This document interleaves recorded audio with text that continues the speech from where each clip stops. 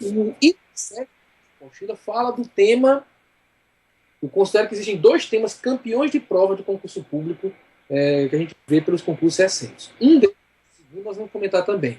Mas a questão da responsabilidade do sócio-gerente numa sociedade de cotas por responsabilidade limitada. Inclusive, no concurso para advogado da União, o SESC cobrou isso aí de maneira porca, né? Redigiu uma questão muito mal feita, né? Falando que o sócio tem responsabilidade, sem restringir a integralização do capital social. Você tinha que intuir algumas coisas. Eu já participei de banca examinadora de recurso em concurso público, e quando alguém dizia assim, não, mas eu quis dizer isso, quem elaborou a questão dizia, eu quis dizer, eu sempre dizia, por que não disse? Ou o candidato não pode presumir. Além daquela questão do SESC, desconsiderem, vamos ver o que é que os recursos vão fazer, acho que a questão deveria ser anulada. Mas o raciocínio que tem que ser seguido é o seguinte, primeiro, um grande problema na ótica da fazenda pública acontece com grande frequência, que é o seguinte, você vai executar a pessoa jurídica e ela não tem patrimônio, não tem bem para ser penhorado, nada é localizado. O procurador procura, mas nada encontra. Mas ele percebe que os sócios são milionários. Então a solução parece óbvia, vamos executar os sócios. Só que nós sabemos que a regra é a separação patrimonial. Uma é o patrimônio de A e B, pessoas físicas. Outra é o patrimônio da Trambique Limitada, a pessoa jurídica de cujo quadro societário participam A e B. Muito bem. Não se pode cobrar de A e B via de regra. A e B tem responsabilidade limitada à integralização do capital social. Entretanto, sabendo que é comum que pessoas físicas criem pessoas jurídicas para dar balão no mercado, para fazer coisa errada, para se aproveitar da separação patrimonial, o Código previu que quando o gerente da empresa, quando o administrador, ele agir com excesso de poderes, infração de lei, contrato social ou estatutos, ele responde. Então, quando ele faz coisa errada, artigo 135 do Código, ele tem que fazer coisa errada. E atenção, ele responde não é nem porque é sócio, responde porque é gerente. Quem é cobrado é o sócio-gerente, não qualquer sócio. Tá? Porque o gerente é que pode fazer coisa errada administrando a empresa. Muito bem. Quando o STJ disse o sócio só responde, o sócio-gerente, quando ele agride lei, contrato social, estatutos ou age com excesso de poder, artigo 135 do Código, a Fazenda teve uma ideia. Qual foi a ideia? Dizer o seguinte, o tributo não foi pago. Não pagar tributo é a lei. Então, se o sócio-gerente não tomou providências para pagar o tributo, ele agrediu a lei, então ele responde. Aí, amigo, se essa tese colasse, o sócio responderia sempre. Porque se o fisco está cobrando, né? Está cobrando, é porque deve. Pelo menos o fisco acha que deve. Então, se ele acha que deve, está cobrando, então em todos os casos que o fisco estivesse cobrando, o sócio responderia. Baixaria essa regra, sempre responde. Aí o Jota disse o que ficou cristalizado na súmula número 430, que é a primeira citada nesse item 7. O inadimplemento da obrigação tributária pela sociedade não gera, por si só, a responsabilidade solidária do sócio-gerente. Eu grifa meu material de apoio, grifaria a expressão em por si só. Porque não basta inadimplemento. Tem que haver inadimplemento, claro. Para cobrar tem que o cara não ter pago. Mas tem que haver inadimplemento, mas alguma ilegalidade grave. Por exemplo, o STJ diz que se o sócio foi condenado por sonegação fiscal, aí sim há ilegalidade que justifique cobrar do sócio. Não confundir inadimplemento com sonegação. Contribuinte inadimplente pode bater no peito e dizer: me respeite, eu sou inadimplente. Me respeite que eu simplesmente não tive dinheiro para pagar. Diferentemente de quem fraudou toda a contabilidade para não pagar. Esse é sonegador. Esse cometeu irregularidade grave ao ponto de ser responsabilizado. Então, primeiro, inadimplemento não gera por si só a responsabilidade do sócio-gerente. Agora, se eu mais algo grave, aí vai gerar essa responsabilidade. O outro citado em prova é a dissolução irregular da sociedade. Dissolveu irregularmente, então houve ilicitude que justifica o redirecionamento da execução fiscal, lembra, contra o sócio-gerente, não é contra qualquer sócio, é contra o gerente. Muito bem. O STJ entende que você pode presumir que houve dissolução irregular se a sociedade deixa de funcionar no local indicado seu domicílio. Tão comum. O fisco vai procurar a sociedade, chega lá, olha, cada empresa que tinha aqui sumiu, ou às vezes nunca existiu. Então, se ela não funciona no local indicado como domicílio fiscal, você presume que ela foi dissolvida irregularmente e isso justifica o redirecionamento da execução fiscal contra o sócio-gerente, como aparece na súmula 435, que é a segunda citada nesse tópico 7. Muito bem. Agora, a Fazenda arranjou um jeitinho para cobrar do contribuinte quase em todos os casos. Qual foi o jeitinho? Se aproveitou de que o código fala que o crédito regularmente inscrito em dívida ativa goza de presunção de liquidez e certeza. Lembra que eu falei que ato administrativo goza, todo ato administrativo goza de presunção de legitimidade e veracidade? Bem, se o ato administrativo é uma inscrição em dívida ativa de um débito, essa presunção de veracidade e legitimidade, olhando sobre o aspecto de cobrança de valores, ela ganhou outra nomenclatura. Se presume que o cara realmente deve, é verdade, tudo está em consonância com a lei, então a presunção a gente pode chamar de liquidez e certeza. Certeza é existência, não há dúvida que o cara deve. Liquidez é quanto ao valor, não há dúvida que o valor é exatamente aquele. Então, se há liquidez e certeza, quem tem que provar o contrário é o contribuinte que está sendo executado. Então, o que é que o fisco fez? Como tem essa presunção em meu favor, eu escrevi em dívida ativa também o nome do sócio-gerente. O STJ aceitou. Aceitou o quê? Se o débito tributário está inscrito e o nome do contribuinte aparece lá como, o nome do sócio aparece lá como responsável, há uma presunção de que ele realmente deve. Presunção esta que decorre da presunção de certeza e liquidez que milita em favor do débito inscrito em dívida ativa. E se a presunção existe, paciência. Quem quiser afastar, que apresente prova em sentido contrário. Então, assim se consegue executar o sócio. Agora, atenção. Quando a Fazenda arranjou esse jeito, ela se preocupou em arranjar um jeitinho para também resolver os processos antigos. Porque não tem aqueles processos antigos em que o nome do sócio não aparecia na certidão antes de se achar essa solução? Então a Fazenda disse, como é que a gente resolve esses processos antigos? Resolveram tentar dar uma solução para o problema usando o artigo 203 do Código, que diz que a Fazenda Pública pode substituir uma certidão nula até a decisão da primeira instância, que é a decisão do processo de embargos. Então, se eu posso trocar a certidão, então vou trocar. Vou trocar a certidão substituindo-a por uma certidão em que conste o nome do sócio. Porque se constar o nome do sócio, eu vou poder cobrar. Só que o STJ disse, aí não, amigo. Aí é demais. A Fazenda Pública realmente pode substituir a certidão nula para corrigir erro material ou formal, mas corrigir erro, não para mudar o nome do devedor, não para incluir um devedor. Daí a edição da súmula STJ número 392, que diz o seguinte: a Fazenda Pública pode substituir a certidão de dívida ativa, CDA, a ação da sentença de embargos, como eu avisei, a decisão de primeira instância citada no artigo 203 é exatamente a decisão do processo de embargos. Mas colocou, quando se tratar de correção de erro material ou formal, vedada a modificação do sujeito passivo da execução. Então não pode modificar o devedor. Quer executar outra pessoa, prova que aquela pessoa é responsável nos autos da própria execução. Depois coloca uma notícia em que simplesmente se mostra o que eu já havia falado, que o sócio não gerente ele não pode ser responsabilizado. Sócio não gerente é investidor. Botou dinheiro ali. Se fizeram algo de errado, não foi ele. Ok? 134 do Código Tributário Nacional. Olha, esse artigo 134 dá muito problema em prova. Quem lê meu livro como material de estudo, primeiro, parabéns. Segundo, muito obrigado pela escolha. Eu comento isso porque sempre dá problema em prova. Porque o artigo 134 é porcamente redigido. Ele diz que na impossibilidade de exigência do cumprimento da obrigação tributária pelo contribuinte, responde só com ele. Ora, se o cara só vai responder se o contribuinte não conseguir pagar, é porque a responsabilidade desse cara é subsidiária, supletiva. Veja que o código cria o benefício de ordem.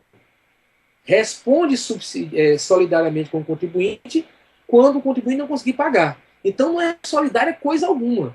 Então é a responsabilidade subsidiária que o código equivocadamente chama solidária. E na prova?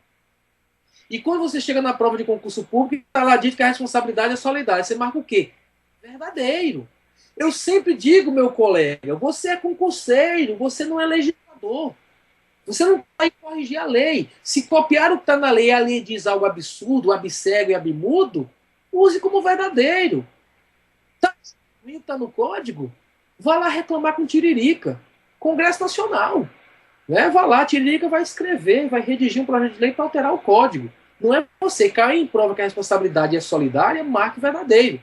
E nessa prova, a prova da semana passada, se colocou como certo um item que diz: no que se refere à penalidade de caráter moratório, a responsabilidade tributária do espólio e do inventariante é solidária. Ora, artigo 134, que no parágrafo 1 fala que também é aplicável para penalidade moratória, então vale para multa de mora, e um dos incisos fala da responsabilidade do inventariante pelos tributos devidos pelo espólio. Então os dois respondem solidariamente. Eu sei que não é solidariamente, tem que cobrar do espólio. Se é, vai para o inventariante. Mas, como o código chama de solidário, não é você que vai corrigir. Marque verdadeiro. E já tem jurisprudência de banca sobre isso até antiga. No concurso para auditor fiscal do município de Pojuca, a mesma coisa. Colocaram que era subsidiária e muita gente marcou verdadeiro. Mas o gabarito veio como falso, depois de recurso como falso. Porque, na verdade, se o código chamou de solidária, você tem que usar a palavrinha solidária. Não tem que corrigir a lei em prova que isso dá completamente errado. Ok? Muito bem. Então, o item 8 traz uma questão, a questão considerada correta para a CESP e vai valer como correta para a ESAF também. Questão 9 fala do ICMS. Ah, Ricardo, o concurso é federal, é procurador da Fazenda. Pega as provas anteriores, cai em jurisprudência até aprofundadas sobre a parte funcional dos tributos estaduais. Protocolo 21. Exatamente que o STF resolveu recentemente e que vai gerar emenda à Constituição mais à frente, porque o problema é gravíssimo.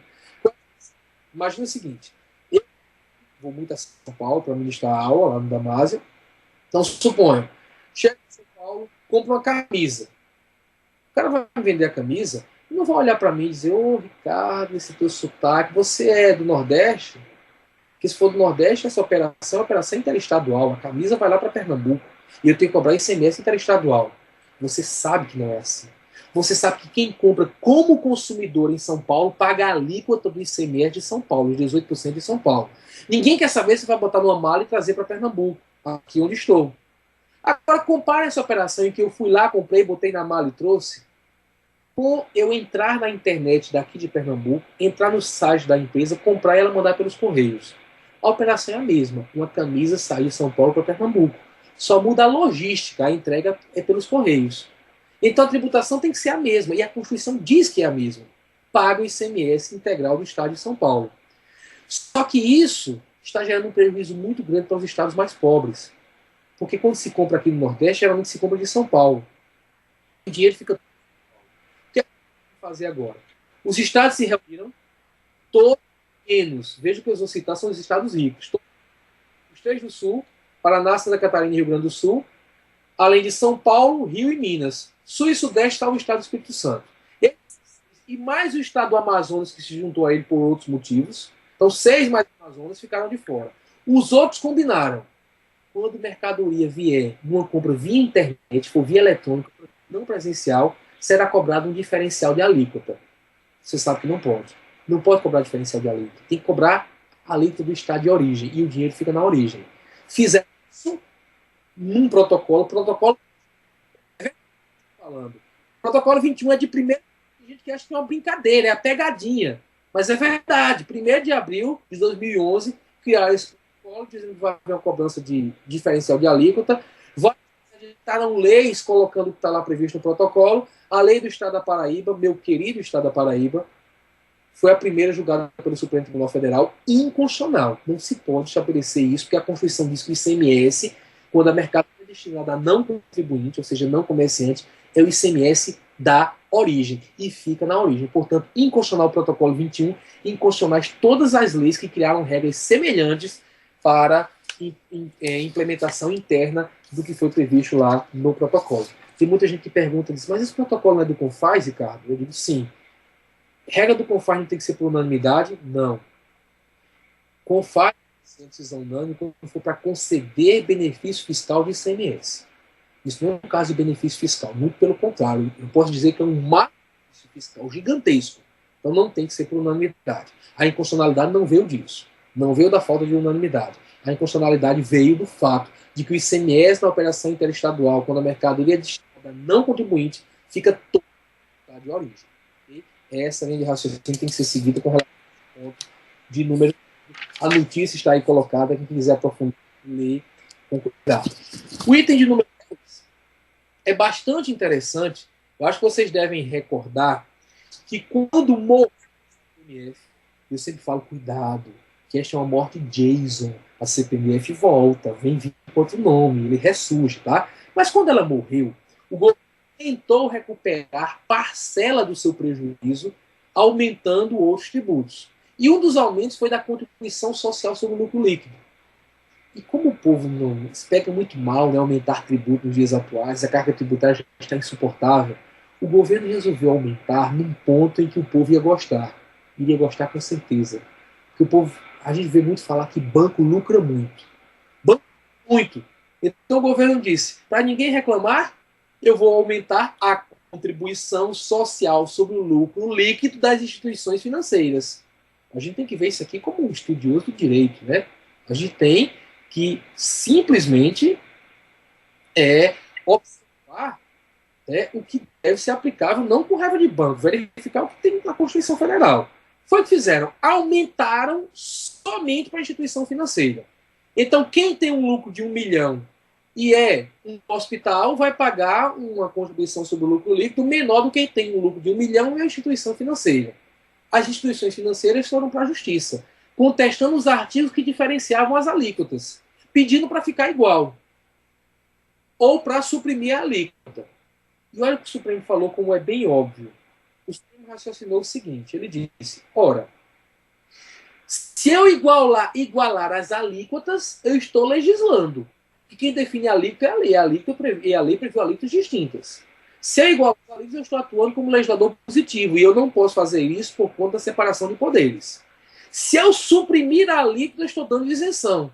Isso também é coisa para o legislador positivo. Eu não posso fazer nenhuma coisa nem outra. Então o Supremo entendeu que haveria impossibilidade jurídica do pedido formulado pelas instituições financeiras. Elas pediram para outra alíquota ou para igualar. As duas coisas são impossíveis, porque nem o Supremo pode definir a alíquota, nem o Supremo pode, nem qualquer órgão jurisdicional, claro, pode conceder isenções. É basicamente esse tópico de número 10. No item 11, eu separei algumas súmulas relativas a imposto de renda, por conta de a Exarco gostar de cobrar regras sobre esse tributo. A súmula 394 é uma súmula bastante recente e que diz algo que tem sido muito mal interpretado por conta da redação referida. Eu vou explicar logo qual foi o caso, quais foram os casos que justificam a súmula, para que vocês vejam como ela é óbvia. Né? Então, imagine que o contribuinte recebeu rendimentos que ele entende que são isentos, mas que a Receita não concorda que são isentos. Então, o contribuinte entende que são isentos, a Receita não concorda que são isentos, e o órgão, seguindo a orientação da Receita, retém imposto na fonte. Então, retiveram, supondo o contribuinte, 50 mil reais. O contribuinte, não, isso é isento, não pode reter, mas retiveram. Aí, toma duas providências. A ação de repetição do indébito vai custar aquela cobrança, e, além disso, naturalmente, como todo contribuinte tem que fazer, ele entrega a declaração de imposto de renda dele normal. Na declaração de imposto de renda, ele pode abater despesas com saúde, com educação, com dependentes. E quando ele abate essas despesas, naturalmente já vai haver uma restituição. Então retiveram 50 mil e ele, com as despesas que ele colocou, teve uma restituição, supondo, de 8 mil. Então retiveram 50 e ele recebeu de volta 8 mil, naturalmente, independente da decisão judicial. A devolução se deu por conta das despesas dele. Só que, em julgado estão mandando devolver os 50, que é o que ele está lá batalhando. Então, eles estão em julgado uma decisão mandando devolver 50. Perceba, não é para devolver 50. Tem que abater 8 mil que já foi devolvido. Aí o contribuinte vai executar a fazenda pública e quem bate dizendo, já restituí 8 mil. Eu quero compensar do que eu tenho a restituir o que já foi restituído na declaração de imposto de renda. Sobre isso, que muitos diziam que não poderia fazer essa compensação em sede de embargos. Isso agrediria coisa julgada. Que a decisão judicial transitada em julgado mandando devolver 50. Isso é insano, pessoal. Claro que quando você vai fazer o pagamento lá no processo de execução, você tem que levar em consideração alguns fatos extintivos de uma parcela daquele direito. Se uma parcela for instituída, não pode instituir tudo, não pode haver esse excesso de execução. Então, para esclarecer o que eu considero óbvio, o Supremo editou a súmula 394, dizendo o seguinte: é possível, em embargos à execução, compensar os valores de imposto de renda retidos indevidamente na fonte com os valores restituídos apurados na declaração anual. Essa súmula muita gente não entende, porque quando fala em embargo à execução, o cara acha que quem está sendo executado é o contribuinte. Se for raciocinar assim, não vai entender a súmula. Tem que entender o contexto, perceber que o físico está sendo executado, e aí pode abater do que tem a devolver o que já foi devolvido na declaração de ajuste anual. As súmulas todo o raciocínio que o Supremo tem sobre indenizações. Que o problema é que prevaleceu no Brasil uma frase, né, foi citada por todo mundo, de que indenização não tem imposto de renda. Beleza. Se eu tenho um carro que vale 50 mil, há um acidente, perda total, me pagam 50 mil, claro que não tem imposto de renda. Meu patrimônio está a mesma coisa, saiu um carro e entrou uma grana, não houve aumento patrimonial. Muito bom. Só que essa frase, indenização não tem imposto de renda, levou muita gente a achar que era o Carnaval da República. A Petrobras, por exemplo, não foi uma empresinha pequenininha, vagabunda, não. A Petrobras vai pagar para alguns empregados indenizações trabalhadas. Como assim, Bial? Indenização por hora trabalhada. Indenização por hora trabalhada. Então não adianta chamar de indenização o que é contraprestação por trabalho. Você estuda imposto de renda.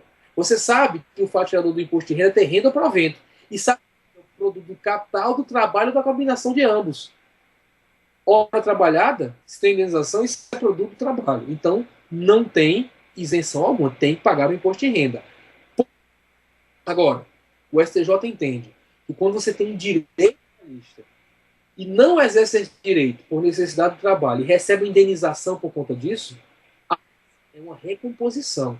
Você deixou de ter algo no seu patrimônio jurídico e teve uma compensação sobre isso. Isso é indenização. Então, nessa linha, vamos ver as três súmulas citadas. Primeira, a 463 diz o seguinte: incide imposto de renda sobre os valores percebidos a título de indenização por horas extraordinárias trabalhadas. Não é hora trabalhada? Ora, então é pagamento por trabalho, é renda. Então tem que incidir, bem óbvio. Ainda que decorrente de acordo coletivo, isso é irrelevante. É acordo coletivo? Não importa. Não é pagamento por hora trabalhada? Tem imposto de renda. Depois, súmula 386. São isentas de imposto de renda as indenizações de férias proporcionais e respectivo adicional. Aí sim, você não teve direito a férias, foi demitido e recebeu indenização. Aí você teve uma recomposição. Você não exerceu um direito aqui na indenização, não tem imposto de renda. Depois, 315, a indenização recebida pela adesão ao programa de incentivo à demissão voluntária não está sujeita à incidência do imposto de renda. Não sei se vocês lembram, houve uma época no Brasil que entrou na moda esse tal de PDV. Você troca emprego por uma indenização. Plano de demissão voluntária. Você pedia demissão e recebia indenização. Normalmente a indenização tinha o valor de uma remuneração sua para cada ano que você tinha na empresa, como trabalhador. Então, muito bem. Como o STJ entendeu que era uma troca, né, o legislador entendeu e escreveu na própria lei que se você trocou seu trabalho por indenização, aí seria indenização de verdade, não teria o imposto de renda. Agora, lembrar, se é pago pelo trabalho, aí tem imposto de renda, não adianta chamar de indenização, o que não é indenização. O nome não é a natureza daquela coisa, ok? Esse tem 11, falei rapidamente das súmulas, porque certamente vocês devem conhecer de cor, e devem mesmo. Tem que memorizar as súmulas, porque vão aparecer várias súmulas na sua provinha. Então, memorize. Um conselho meu, tá? Já estou acabando aqui, estou chegando para os últimos pontos, mas um conselho meu, de concurseiro. Pega concurseiro, como chamam meus alunos. Conselho meu. Agora é a hora de ir para a superfície, não é hora de aprofundar mais nada.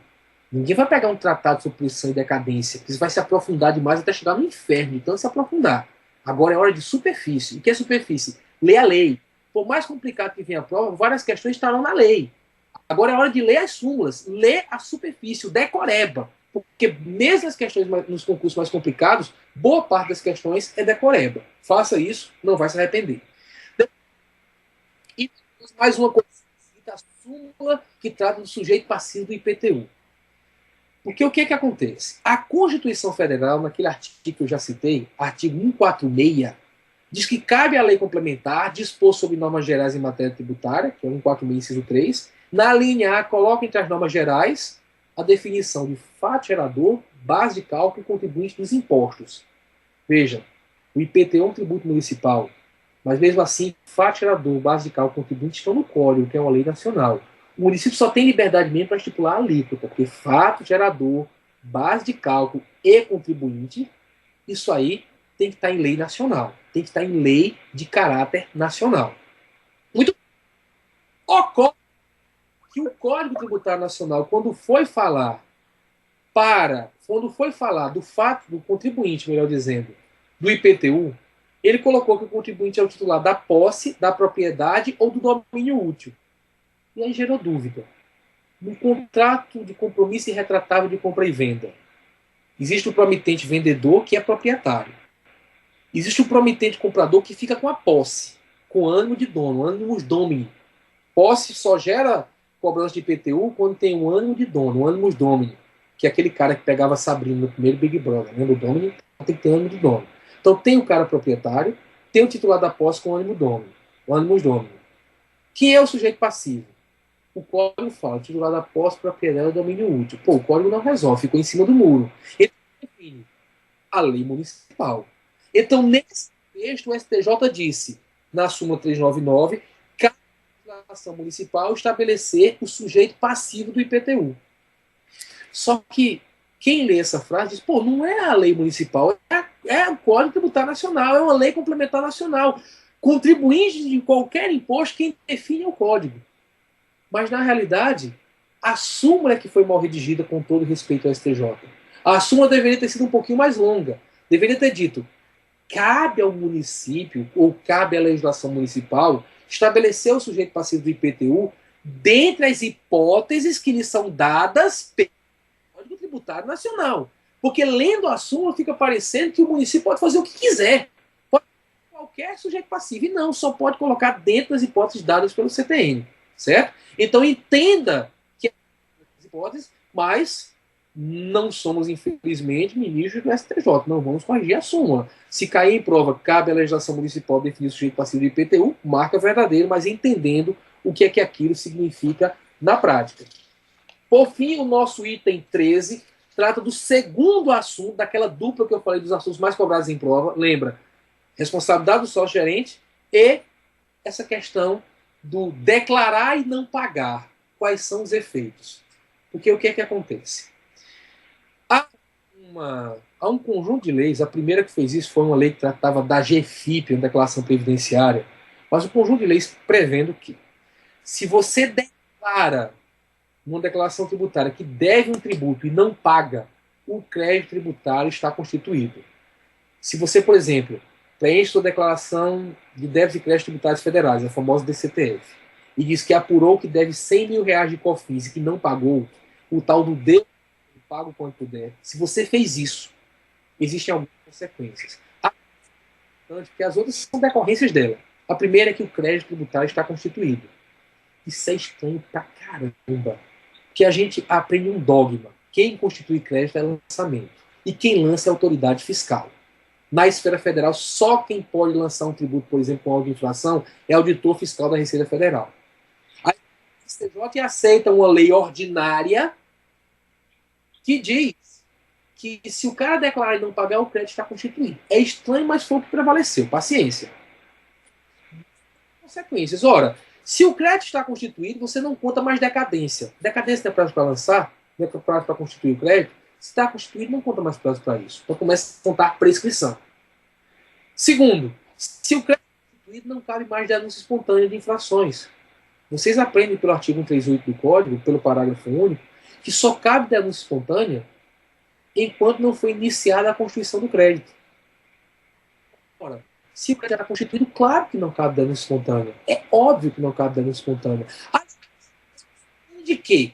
Se você declarou que deve 100 mil e que não pagou, depois de mês você vai ao fisco dizer o quê? Olha, eu quero confessar espontaneamente que devo 100 mil.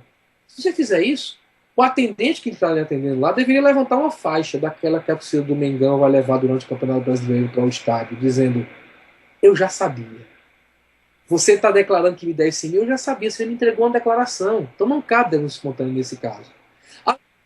Se você não pagou e o crédito está constituído, obviamente o fisco já pode mandar para a execução fiscal, pode escrever em dívida ativa. E atenção, não precisa dar defesa. Defesa para quê? Você vai dizer para o contribuinte diz para o fisco, olha, eu te devo 100 mil e não paguei. o fisco vai fazer o quê? Se defenda disso? De que você deve 100 mil? Não precisa. Obviamente não precisa. Ou, consequência, o fisco pode lhe negar certidão negativa de débito ou certidão positiva com efeito negativo. Você não está em situação regular. Você declarou e não pagou. Então, muita atenção a essas consequências. Boa parte delas sumular. Por isso que eu coloquei aqui no nosso item essas 3 súmulas. A súmula 436. A entrega de declaração pelo contribuinte, reconhecendo o débito fiscal, constitui o crédito tributário, dispensada qualquer outra providência por parte do fisco. Já são 10h48 e é difícil dormir com um barulho desse. Para mim é muito difícil admitir. Fui fiscal vários anos, auditor por vários anos, tratava o artigo 142 com muito carinho, que é o artigo que me dava poder, dizendo que o crédito tributário é constituído pelo lançamento e ele é privativo da autoridade administrativa, e vem depois de algum tempo se dizer, o STJ dizer, que a entrega da declaração também constitui o crédito. Não precisa de nenhum procedimento formal. Não há necessidade de autoridade fazer lançamento formal. Não há necessidade, como eu disse, de advento de defesa. É simples assim. Entregou a declaração dizendo que deve e que não pagou, o crédito está constituído. Já a 446 diz que declarado e não pago o débito tributário pelo contribuinte, é legítima a recusa de expedição de certidão negativa ou positiva com efeito negativa, conforme nós falamos. Tem crédito tributário constituído, você está devendo, não pagou, a sua certidão, meu amigo, é positiva. E positiva com efeito de positiva mesmo. Por fim, a súmula 360 diz que o benefício da denúncia espontânea não se aplica aos tributos sujeitos a lançamento por homologação, declarados, mas pagos a destempo. Não pagou, quando vier a pagar fora do prazo, vai pagar com multa. Eu lembro até de um voto famoso do ministro José Delgado, hoje aposentado, ministro lá do Rio Grande do Norte, né, que é do STJ, em que ele diz que denúncia espontânea é uma troca. É como delação premiada, né? O cara faz a delação premiada, além de bandido, o cara é X9, né? Entregou os outros. Mas o Estado dá uma vantagem para ele. O Estado diz, olha, já que você me ajudou, vou te dar uma vantagem de diminuir tua pena. Aqui é semelhante, só que a vantagem é maior ainda, você não vai ter pena alguma. Você tem que me dizer algo que eu não sabia ainda. Mas se você já tinha me entregue uma declaração dizendo que devia e não pagou, amigo, sua chance de ter benefício da denúncia espontânea não mais existe. Eram esses os pontos que eu queria comentar. Claro, não estou fazendo um exercício de adivinhação aqui do que é que vai cair, mas alguns pontos que achei que podem ser relevantes, o que não dispensa vocês de lerem as demais súmulas tributárias. Leiam com carinho, como a tia tuitou agora há pouco, é hora de superfície, de ler súmula, de ler nada aprofundado, súmula, lei, porque vocês vão achar algumas questões importantes de prova aí. Então leiam esses aspectos, esses que citei jurisprudenciais também podem ser cobrados. Mas aqui questão de literalidade não é admissível que ninguém erre. Quem vai usar o seu notável saber para fazer suas peças, mas agora é usar da sua memória para decorar. Não tenha vergonha. Memorize que várias questões você vai acertar. É isso aí, tia. Vamos às perguntas.